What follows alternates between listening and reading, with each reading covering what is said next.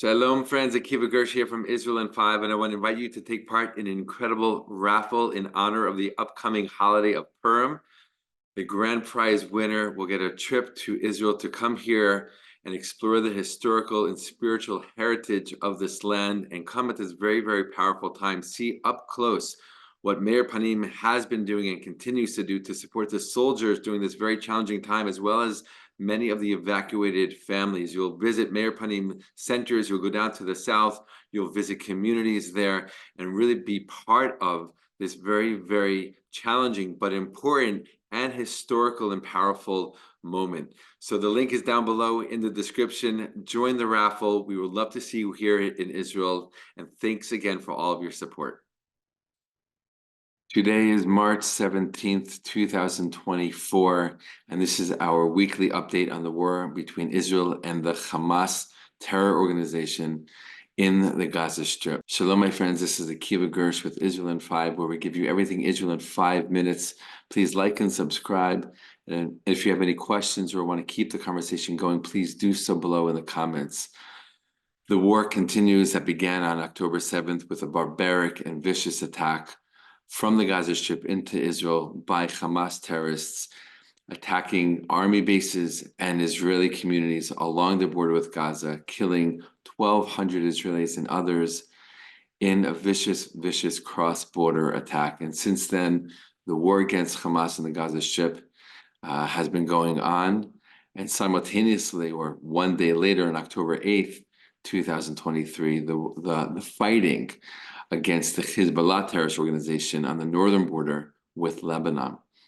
Our eyes have been on the Rafah region in southern Gaza for weeks now, thinking that any day now this operation would be launched against the final battalions of the Hamas terror organization in Gaza. That still has not happened for various reasons. The main reason being the number of civilians in the area, but Israel has been working on a plan to clear them to safe places, other areas in the Gaza Strip, so that they can fight the Hamas battalions in that area.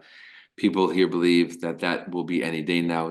Prime Minister Netanyahu has given his okay for that operation, despite international pressure that has been coming in. And as you might have seen in the news, more and more pressure is mounting against Israel, including from America, to limit their fighting in the Rafah region to very very specific pinpoint types of battles to ensure the safety of the civilians there, which has always been Israel's value system and approach to fighting terrorist organizations like Hamas for decades now.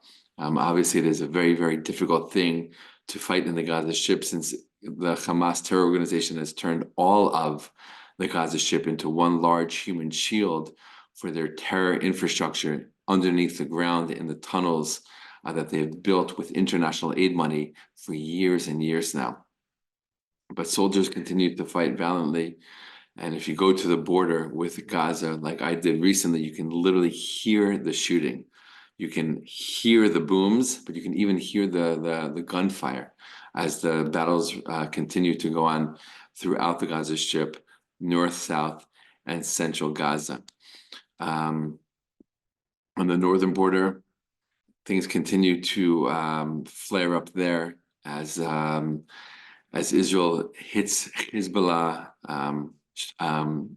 places, points, strongholds in southern Lebanon, more and more, deeper and deeper into Lebanon, making it more and more likely that that will turn into a full-on war. Leading IDF general recently said that Israel is fighting a multi-front war. And even many of the soldiers who have been released from the reserve duty, right, spending 4 months in reserve duty since October 7th, many of them find it very difficult to go on with their lives, whether it's enrolling in university or doing something that they're planning, because they don't know if and when they'll be called up again to either fight in Gaza again or to be called up to the northern border if and when a full-blown war with Hezbollah does come to be, which again is seeming more and more likely as this conflict continues and worsen. It is the month of Ramadan, and always in Israel, that is a worrisome thing for people because that tends to be a time of increased terror attacks.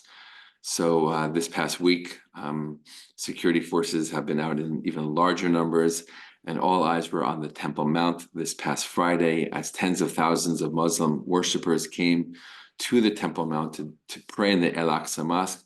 Thank God that was peaceful with no disturbances to report. Hopefully that will continue that way throughout the month of Ramadan, though unfortunately there were terror attacks in Israel, in other places this past week, the first week of Ramadan, including down south in an area called Beit Kama, where there was a stabbing at a gas station rest stop, and a 51-year-old Israeli man, he himself a soldier, was murdered as a result. The terrorist was neutralized on site.